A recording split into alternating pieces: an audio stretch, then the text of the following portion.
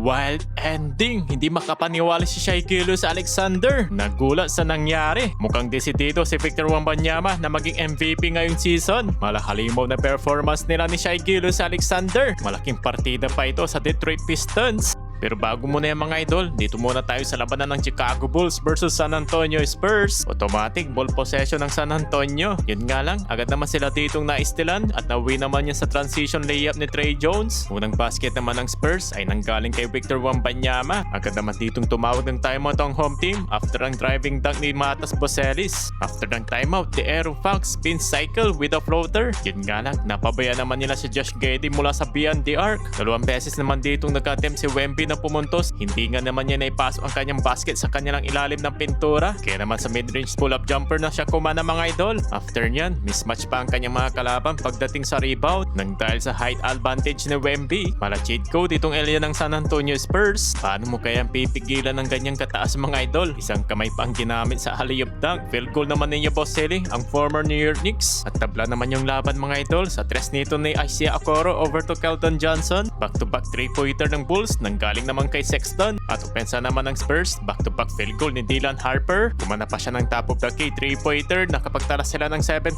run. Lamang ng apat ang home team, 22-18. Pero mabilis naman ditong bumawi ang Bulls. Nakapag-capitalize sila mga idol ng 7 straight points. Kaya naman sila naman yung lumamang dito ng 4 points sa tres ng Trey Jones, 28-24. Mabilis naman ditong matakis Dylan Harper with a Pinoy step na sinundan ng wing 3-pointer ng Keldon Johnson. Lamang ng 1 point ang San Antonio sa end of the first quarter, 29-28. Leading scoring si Victor Wembanyama na may 10 points. Slow start naman sa pagsisimula ng second quarter. 2 minuto ang nakalipas nang makapagtala ng punto si Harrison Barnes. Butata naman ang inabot nito ng player ng Bulls kay Wemby. Mahirap mong papasokin ang depensa ng ilalim nito ng San Antonio. Magandang spin move ang ginawa naman dito ni Josh Giddey sa bayang floater. Yun nga lang, nakalamang dito ang San Antonio Spurs ng 6 points. From defense to offense, sumalaksak naman dito si Wemby.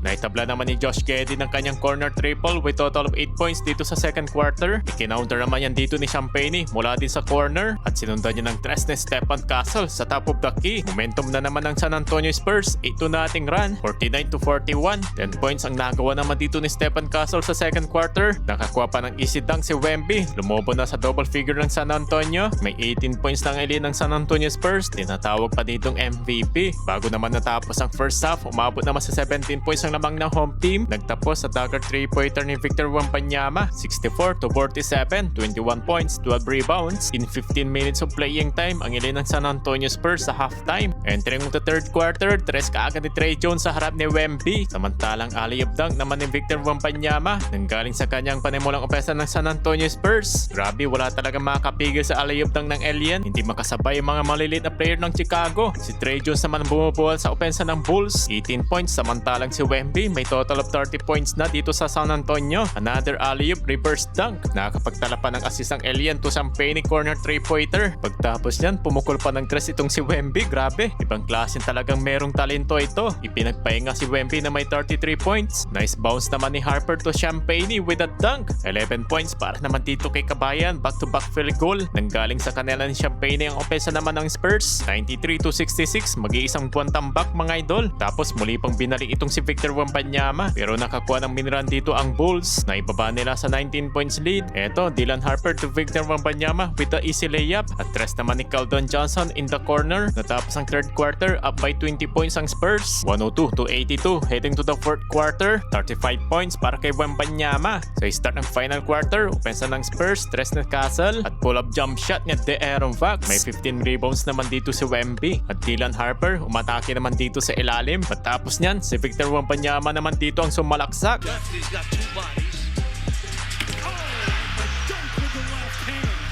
41 points para kay Wemby. May pagkakataon talaga na mag-MVP ito ngayong season. Hindi na nakabalik sa laban ng Chicago Bulls kaya sa huli, panalo ang San Antonio Spurs sa final score na 129-114 sa pangunguna yan ni Victor Wembanyama. Samantalang isang malaking partida naman ito para sa Detroit Pistons. No Cade Cunningham, no Jalen Duren at wala rin si Duncan Robinson. Kalaban nila ang defending champion. Mainit naman ang labanan dito sa fourth quarter. Sa final seconds, tabla lang laban at eto naman yung nangyari.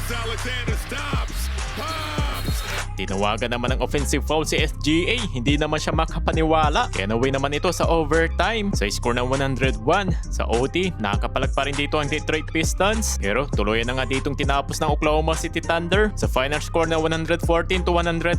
Sa likod niya ng 47 points ni Shai Gilgeous-Alexander.